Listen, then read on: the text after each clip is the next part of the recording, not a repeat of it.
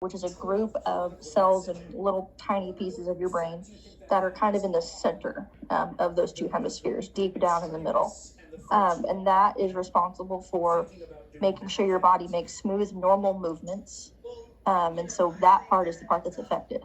It also has roles in your behavior, emotion, and cognition. And so does, I don't remember what part of the brain that affects behavior and emotion the most, but it also affects that one as well. I think it's like the frontal cortex. I could be wrong.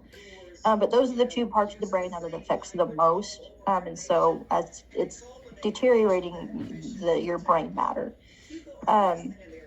So obviously this would cause a loss of thinking and reasoning abilities, just cognition in general.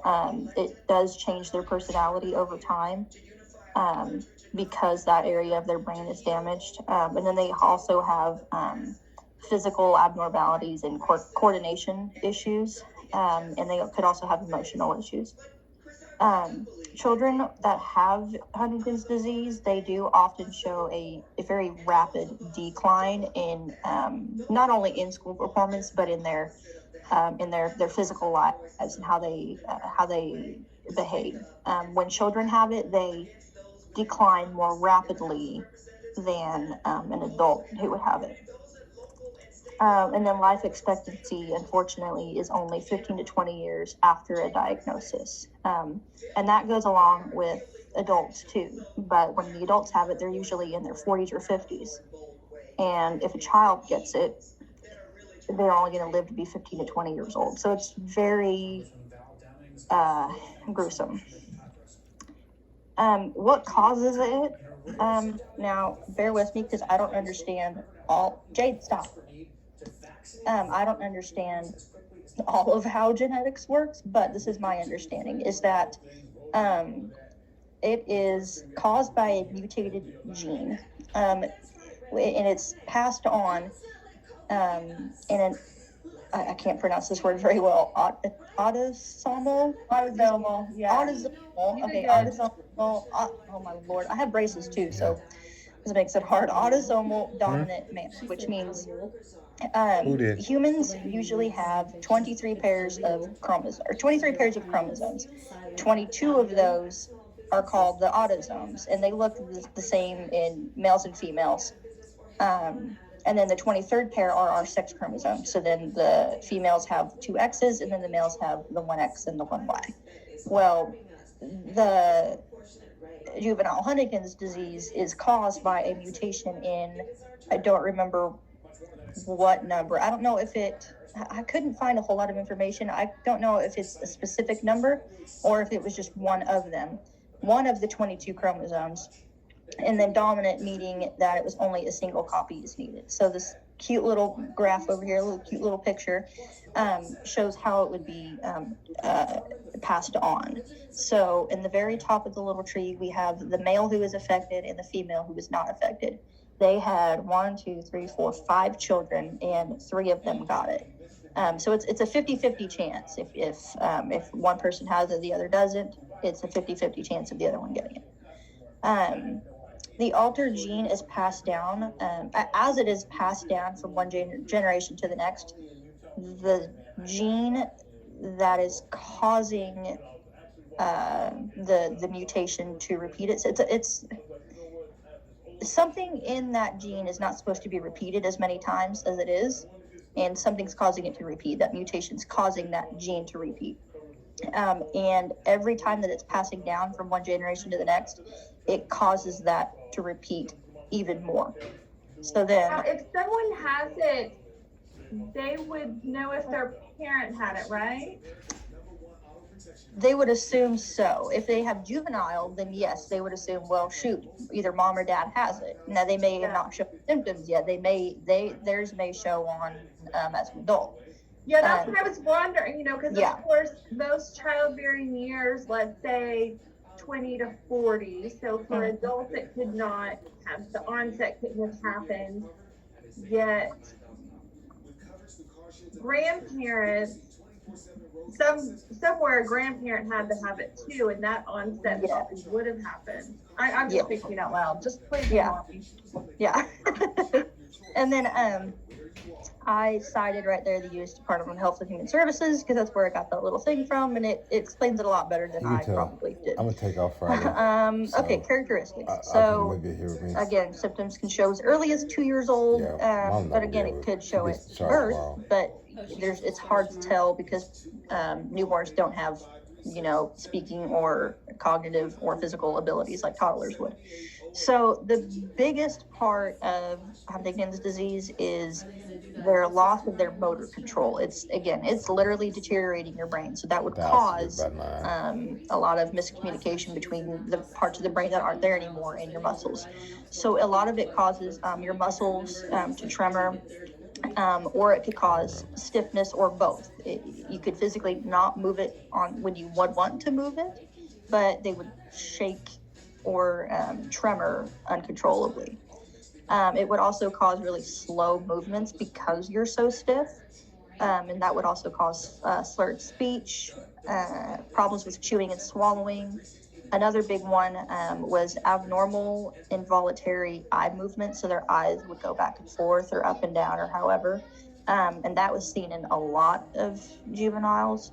And then another one, I wrote epileptic seizures, but it's not as common with children. It's more of the adults that have it. The children, I don't know why, but they surprisingly don't have as much as the epileptic seizures as the adults would. That's more of an adult thing. Other characteristics would be cognitive impairments. So that would include a lot of early onset or early ages. If they have it, it gets misdiagnosed as ADHD because they have memory problems. They have a hard time controlling their emotions, so they will have a lot of maybe anger, or they have some outbursts that are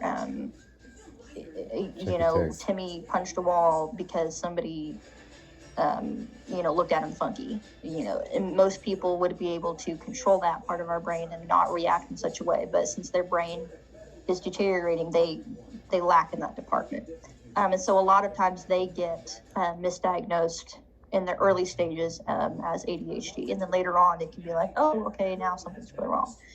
They also have a slow processing and finding the right words. And they can also have a stutter. And then learning new information and comprehension difficulties as well. And then there is emotional and psychiatric impairments. Depression was the most common, and that is not necessarily because they are depressed that they have this disability or they have this disease. It's because the injury to the brain is causing your brain to not function properly. It also would cause social withdrawal, irritability, insomnia, and it could also cause or coincide with OCD, bipolar disorder, and other psychiatric diseases, again, because it's tearing apart your brain.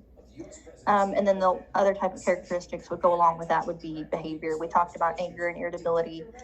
They are less able to control emotions, so that would go along with any emotions, not just anger where they would show screaming and hitting and aggressive. That would also go along with sadness or happiness. Like if they get happy about something, they are super happy. If they're sad, they're super sad. They're not able to control, the ups and downs. What this means for teachers. It means a lot. First, what I wanted to talk about would be having obviously some kind of behavior plan for these kids. If they have aggressive behaviors, then they're going to have a difficulty in learning. Therefore, they're going to need some kind of plan. They're going to need some kind of support. Since they have that loss in their reasoning abilities, they're going to have a difficulty with control. So we would have to teach them, probably it's going to be like an everyday thing of going over what exact types of behavior we're looking for, what types of behavior we're not looking for. Another thing would be they're going to need a lot of physical assistance and support. Early on in their diagnosis, they could probably open doors, carry their own stuff for a while, but then as the disease progresses, they might have to transfer to a wheelchair or just having assistance getting from point A to point B. And then I have a link here, but I don't know if it's going to work on my phone. Talking mats. It's one of my, it was one of my sources. This paper that they did in Sweden. It was somewhere in Sweden that they did this study on these students that had Huntington's disease.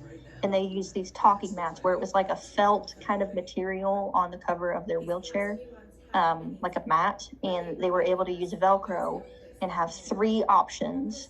So that way they could point to each of these options. So one would be like, yes, kind of, and then no, or 3 options of something else. But these talking mats, they show that these talking mats really support, and they're really great resources for these students to use, where if they can't verbalize something, they point to it.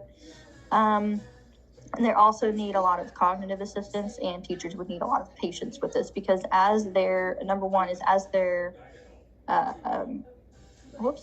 speech deteriorates, it will give them a slower response time. They may know the answer. They know that 2 + 2 = 4.